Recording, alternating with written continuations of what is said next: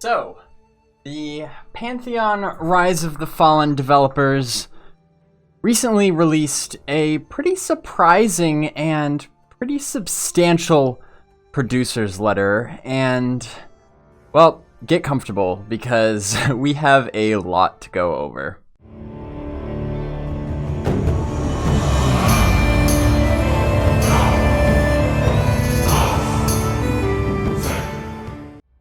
I normally don't do big breakdowns of newsletters like this because, as many of you might know, I usually can just boil it down to a 1-minute summary on the Baz Flash, but this newsletter in particular is different. There's just a lot more going on here, and I feel like it's important enough that a quick summary would just not suffice. So that's why we're going to spend some extra time here today digging into it in as much detail as I can. And if you want to always keep up to date with the latest Pantheon information, hit the subscribe button now because that's exactly what I do here. And from the sounds of this newsletter, there's going to be a lot more to cover in the near future.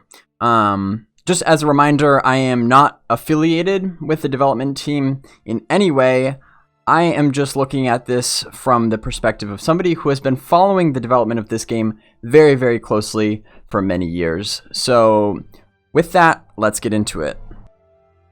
Now, I intentionally waited a little bit to make this video because I wanted to have a chance to, for one thing, reread this letter as many times as I could to make sure that I understood what I was talking about and not misinform you guys or give you any sort of half-baked thoughts or anything like that. Because, again, I feel like this is a pretty significant moment in the history of Pantheon's development.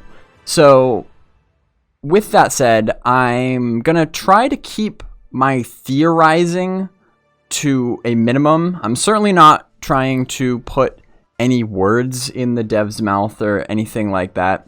But I will just share the thoughts that popped into my head as I was reading this, and if I do have to theorize for any reason, I'll do the best I can to share as much evidence as I have from other sources, again, as somebody who has been following this game very closely for a long time, so that you can kind of start to see where I'm getting these conclusions from. So I'm not going to go line by line here because it's pretty lengthy, and that would just take a very long time.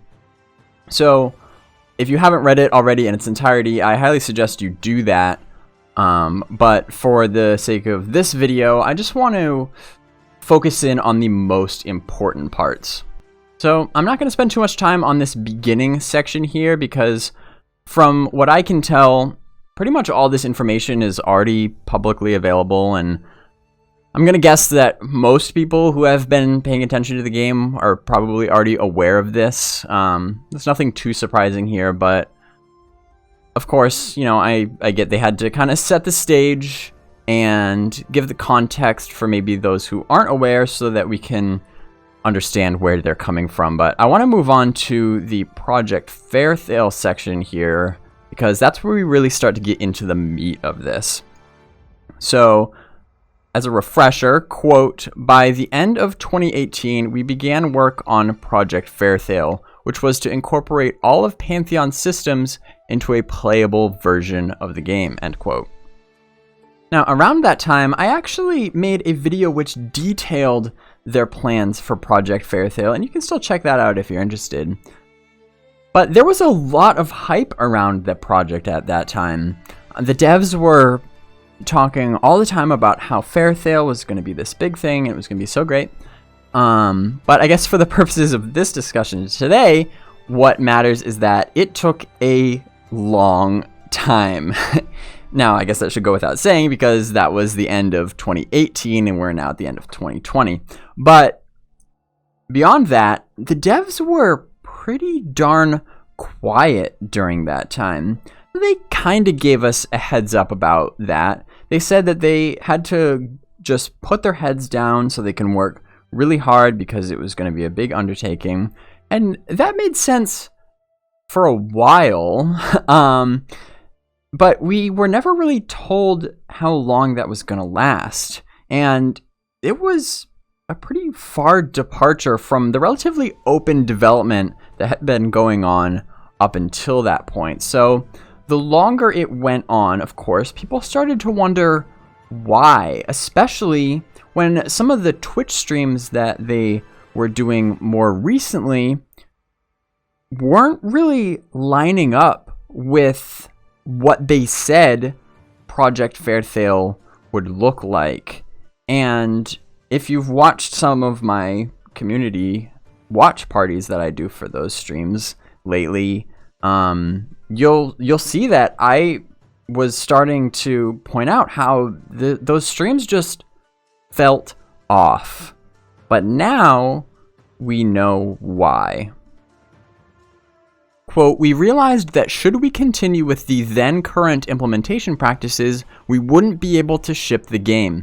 We were backing ourselves in a corner with hard coding. Any changes had to be done by programming. All quests, all encounters, everything was hard coded into the client. Designers couldn't do implementation themselves. They needed a programmer to put it into the game for them. Not to mention the size of the code was enormous. Any new programmers coming in would have a hard time making sense of things or even knowing where to begin. Things had to change. So we stopped hard coding. We took this time to develop the actual foundation and pipelines that we're going to need to ship the game. Systems got torn out and reconstructed into a much more efficient and flexible format. Zones were harvested and replanted in expandable gray box format. Even the content, such as encounters, storylines, and tasks, were recreated in freshly built tools to empower designers.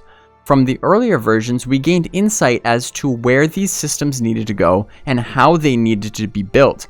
This was what was needed to move forward, to get the game built in a way that could be rapidly built upon with little wasted effort from development, and to scale to the size of project that Pantheon is meant to be. The prior versions of the game couldn't do that. It added to the timeline of Project Faerthale, but it was well worth it. This is the architecture that will take us through to launch and allow designers, current and future, to be able to add content easily, efficiently, and effectively. This will become more and more clear over the next months as you see more rapid development taking effect." End quote. First of all, I'm quite impressed that they came out and said that this is what happened, because obviously it's not ideal and probably a little embarrassing.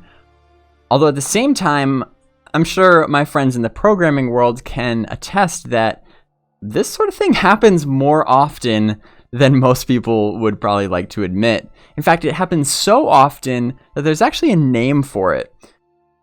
From the sounds of things, what we had here is a case of spaghetti code.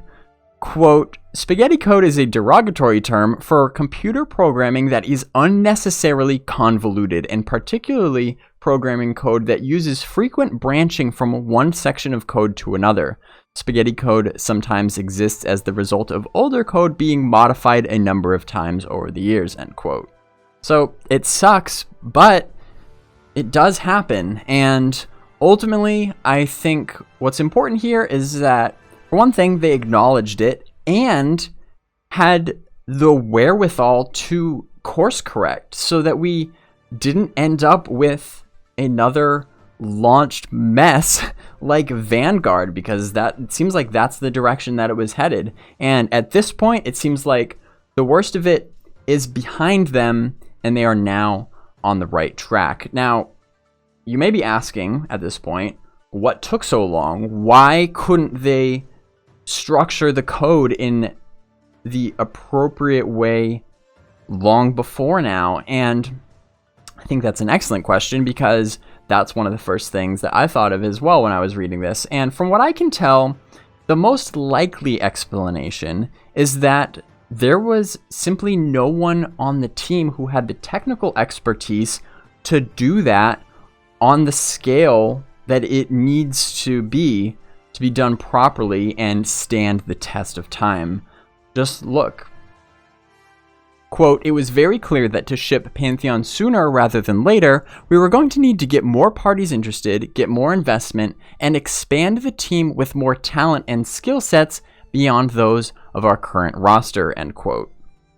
So even if they knew early on that this overhaul would have to happen eventually, like if they knew where it needed to be but didn't have the skill set on hand to get it there, then I could see why the only thing that they could really do was try to continue to raise funds in order to hire somebody who did know how to architect the code in the proper way, because in general, talent costs money. Now, if that is the case, it would have been nice for us as the community to know that ahead of time, but we'll get into that a little bit more later. Anyway, I'm willing to bet that the hiring of Kyle Olsen, who's their new lead programmer, who came on around the middle of last year when all this was going on, I think that played a major role in all this.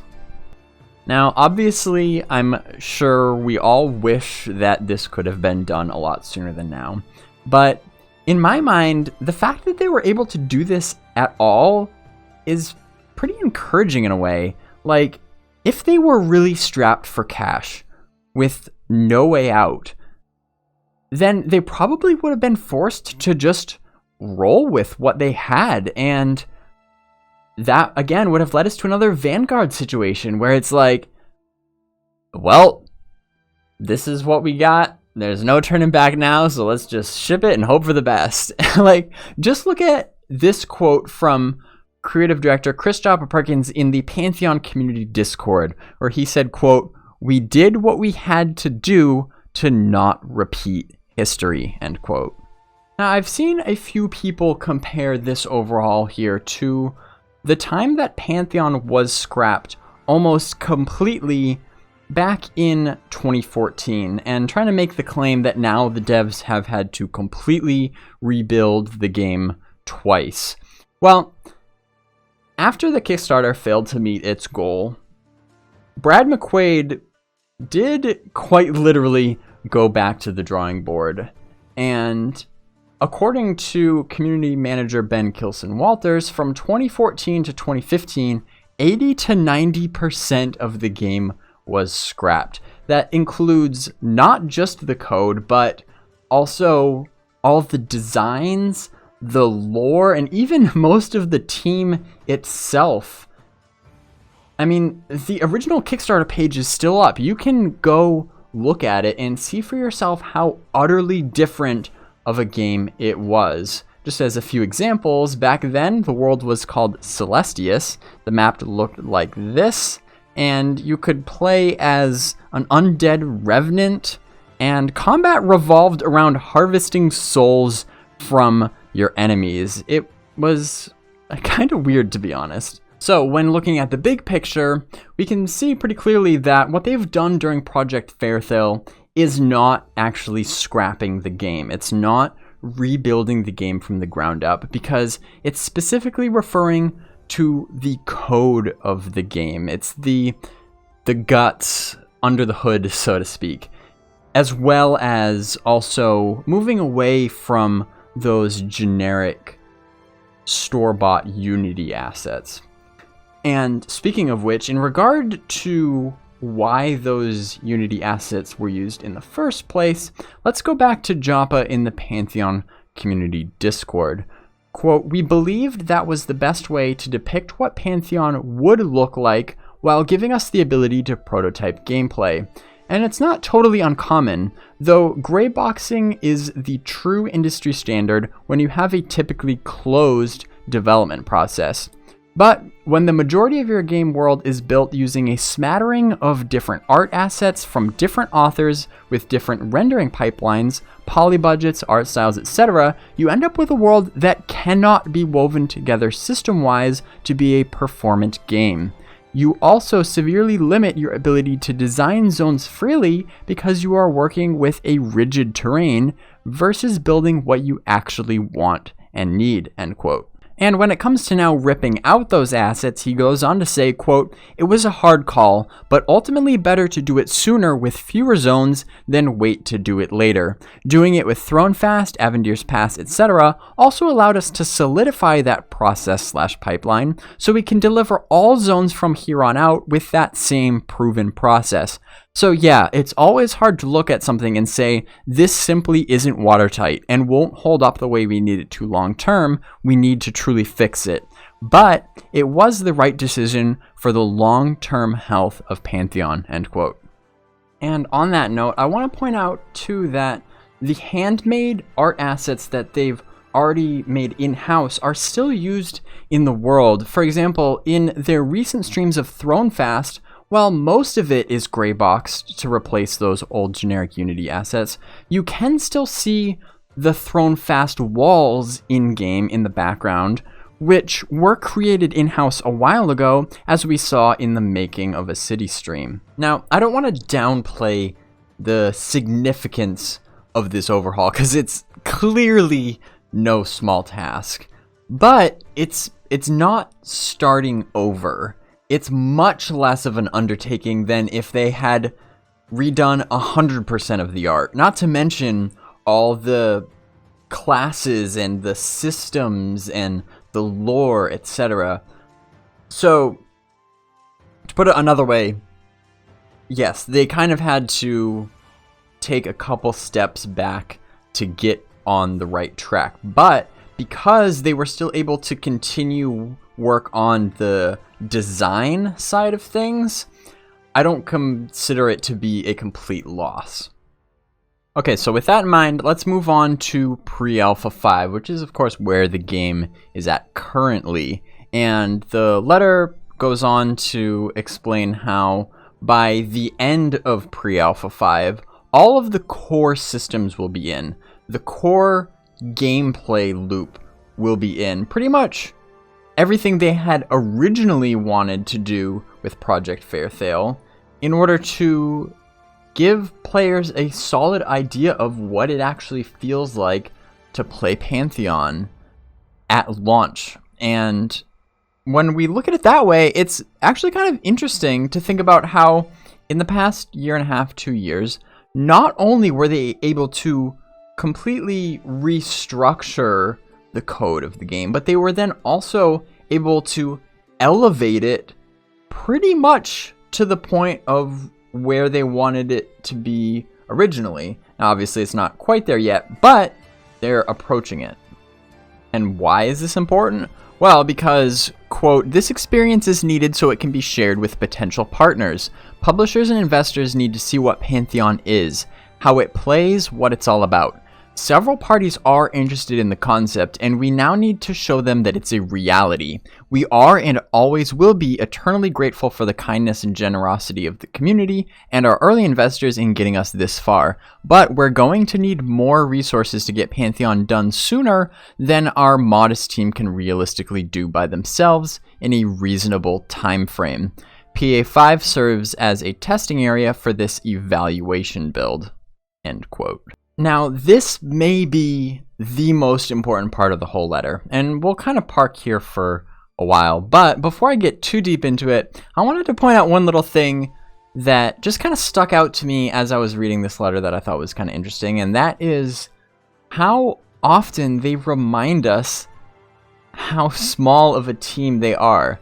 Like, look, our modest team, and above, our small team, our scrappy few. Like, you can start to see the theme there. And even here, they provide a link to their new team page where we can see that, yeah, this is a fairly small team by MMO standards anyway. And there's several people here that are in multiple roles. They have 3 programmers, 4 artists, 4 designers.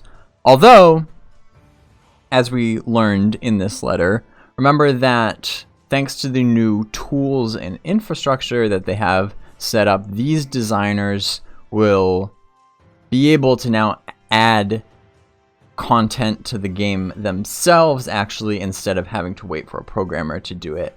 And that's key because, again, 3 programmers is not a lot for a full-fledged MMO. Anyway, there are, of course, several other people here, like you got the executives, and then there's the community management, marketing, customer service, etc. And don't get me wrong, all of these people are an important part of the overall health of the project, but it looks like there's maybe only about 10 people at most who are directly contributing to the creation of the content that is actively building the game world. And so, why do I think that they kind of felt the need to drive this point home about being a small team? Well, my guess is that it's because there's quite a lot of people on the outside who will compare the development trajectory of Pantheon to something like, as an easy example, Ashes of Creation, which has way more money and a way bigger team. And so I guess it just sort of serves as a reminder that if you find yourself comparing these projects side by side, it's really just not that fair of a comparison. They're just not on an even playing field, I guess is what I'm trying to say. Like, I get why people make these comparisons. Like, if you're an MMORPG fan and you want to keep up with all the MMOs that are in development, then it might seem easy to kind of think of it as a race, like which one is going to be released first. But the way that all of these projects are set up from the beginning is just very different. Like, for example, Ashes has Steven Sharif, who is bankrolling the game himself, and the crowdfunding is more of like the cherry on top, whereas Pantheon is much more of a grassroots effort through and through.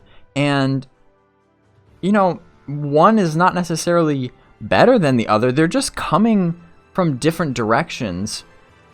Although I will say that at least comparing Pantheon to Ashes is at least a little better than comparing Pantheon to something like New World, which has that Amazon money from day one. I say this quite often, but I will never pass up an opportunity to remind you that if all else is equal, a crowd-funded development will always take longer than development that has backing right off the bat. Like, think about it. If you had to periodically take time to show off the progress of your game and market it and raise awareness by doing Twitch streams and soliciting investors, etc., it's just going to take more hours than if you had been able to just keep your head down and keep working, since you don't have to worry about all those things if you are guaranteed essentially to have the funding from a huge corporation that will carry you straight to launch. But anyway, I'll get off my soapbox so that we can wrap back around here to the producer's letter, because I've seen quite a few people zero in on this line where it says, quote, "We're going to need more resources to get Pantheon done sooner than our modest team can realistically do by themselves in a reasonable time frame," end quote. Now, I know that a lot of people have this pretty bad habit of pretending like they can predict exactly how things will go and use that as if this is some sort of indication that the game is on its last legs. But without getting too far into the semantics of this sentence is just not saying that the game is going to be canceled if they don't immediately get a lot more funding.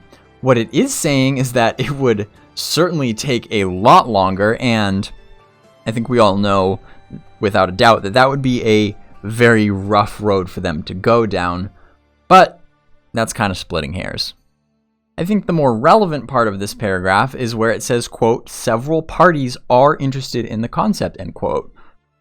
And that's the key, but that's not even big news. Like, they've been talking about this for a while, and even if you haven't been following Pantheon closely, I just don't think it should come as that much of a surprise that a full-scale MMORPG like this will need some sort of a publisher or a partner in order to be a commercial success. And by the way, because some people conflate the meaning of that, commercial success doesn't mean it's this widespread thing that appeals to everybody and dominates the market like WoW. A commercial success just means being profitable and sustainable.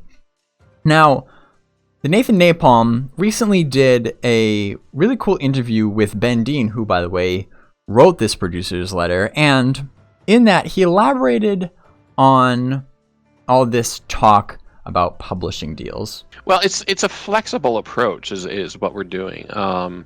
So we always considered investors and publishers. There wasn't a time when we didn't consider that. In fact, even in the early days, we were talking to potential investors and publishers, as we still are now. And some of those investors have invested. And some of the publishers, I think we mentioned earlier today too, it wasn't the right time. So that being said, if we could solely crowdfund, we would. So if that happens, if we somehow get to that point where crowdfunding, let me put it this way, crowdfunding at the rate that it is now and has been, it will get the game launched. It will take considerable more amount of time than it would if we had a quicker injection of, from a publisher or a major investor.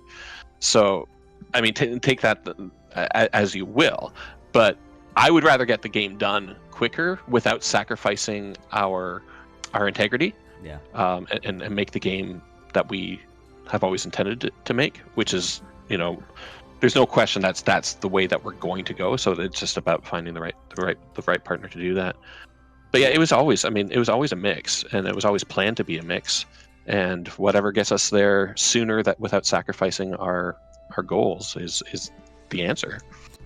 And is it fair to say that crowdfunding this game allowed you guys the ability to be pickier about the publisher or major investor? Because I mean, unless we had started with a large sum of money independently somehow, I certainly didn't have that much money going in. But yeah, no, absolutely, this was it's allowed us, it's given us the opportunity to negotiate on many levels. Like, it's allowed us to continue operating, and it's also given us the opportunity to show potential partners how many people are interested.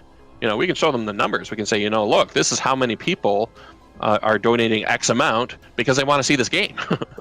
And it's pretty impressive to an external party seeing that many people that driven about a game that they're willing to put their own dollar on the line to see it happen. So it's a strong argument.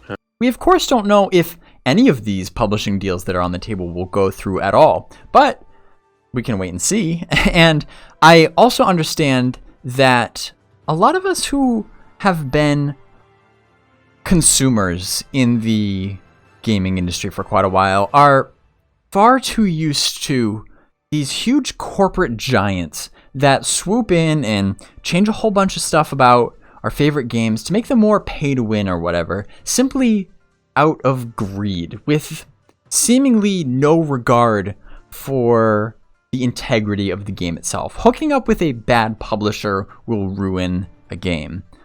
That definitely does happen, but I think we need to remember that not all publishers are like that.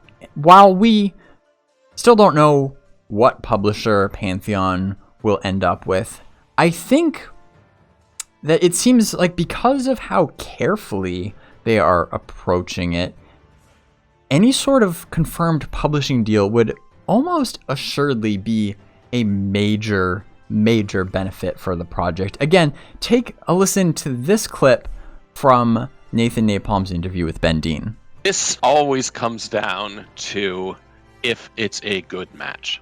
Now, we have spoken with investors and publishers since the get-go.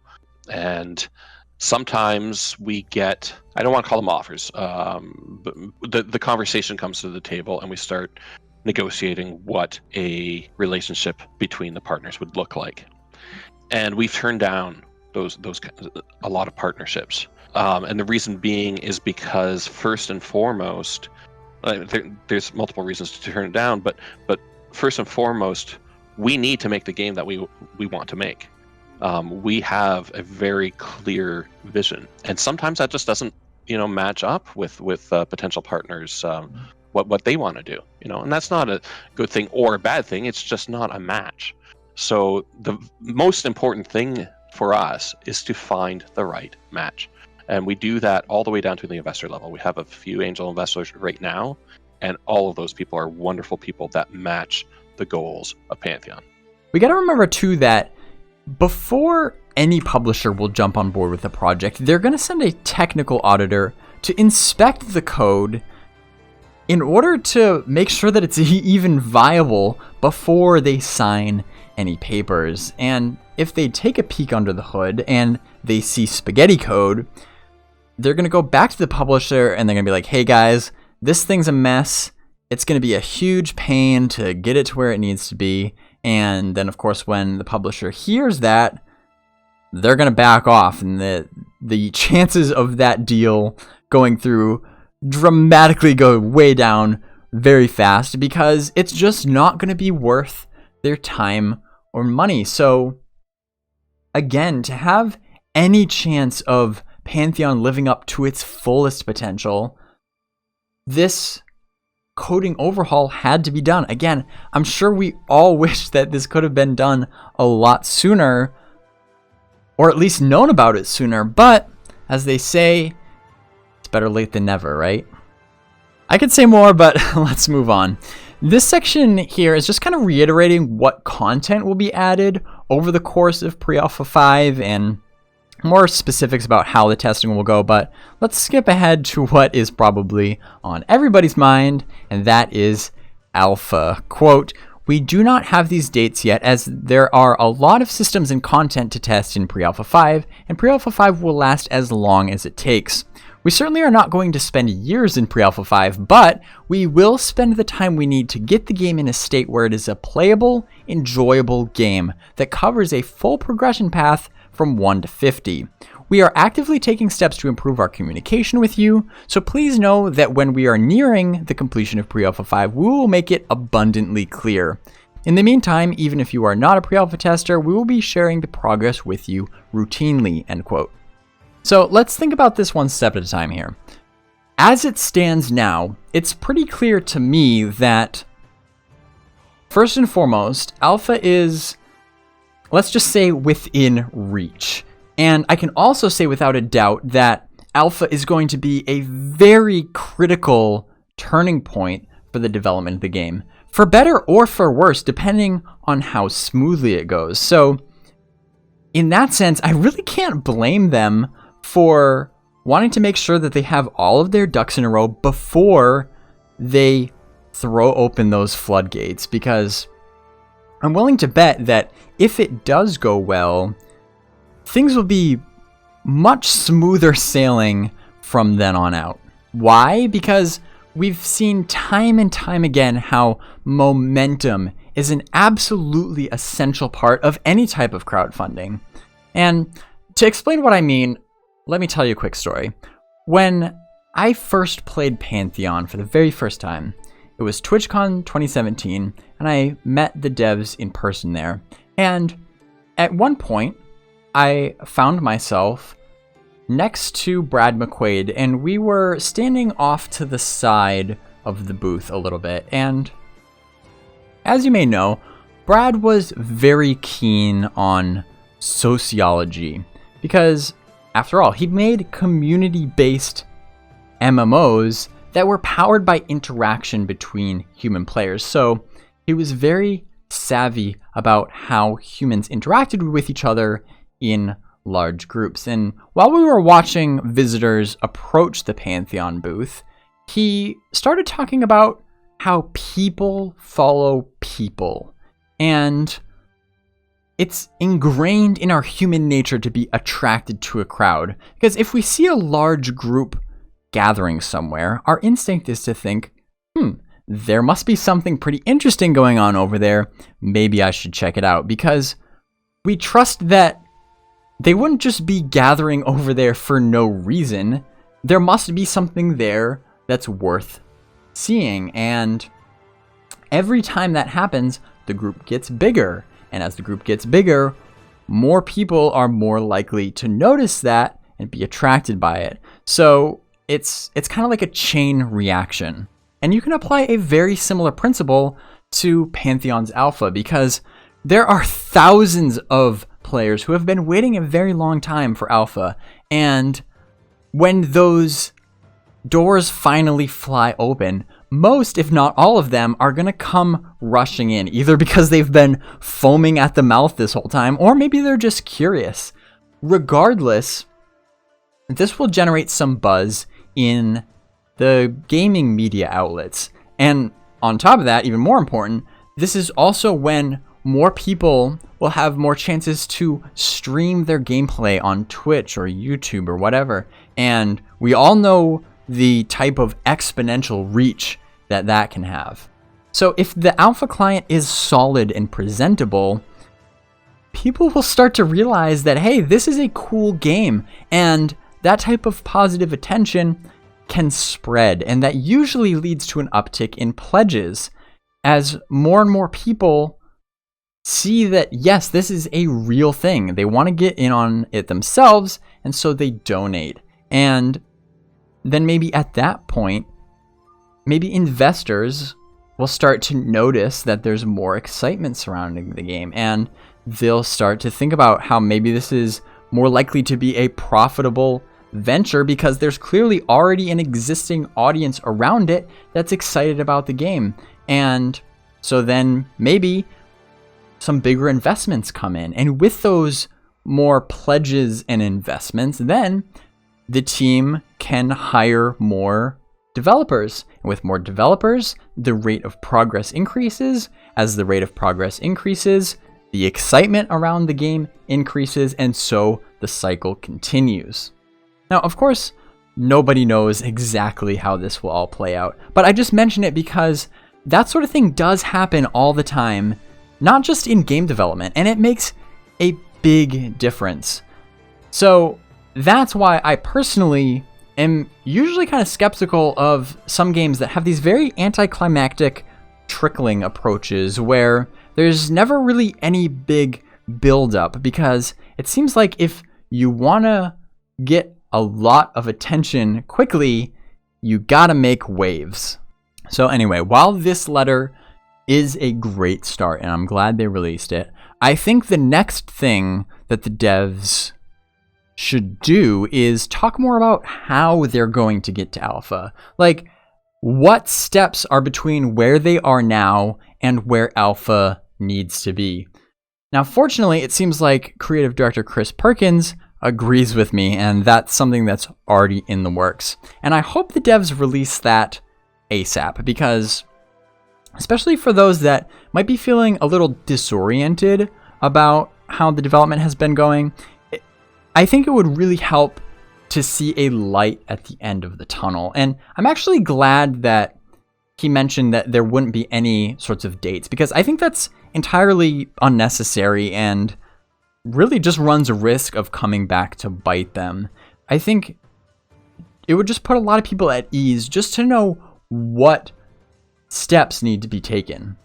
Lastly, the letter goes on to say here, quote, "We know that there has been a great deal of confusion around Project Faerthale and Pre-Alpha 5. We did a poor job at communicating the nuances and the amount of work that was needed to get us into the workable state we are in now, which left you in a long period of wondering what was going on.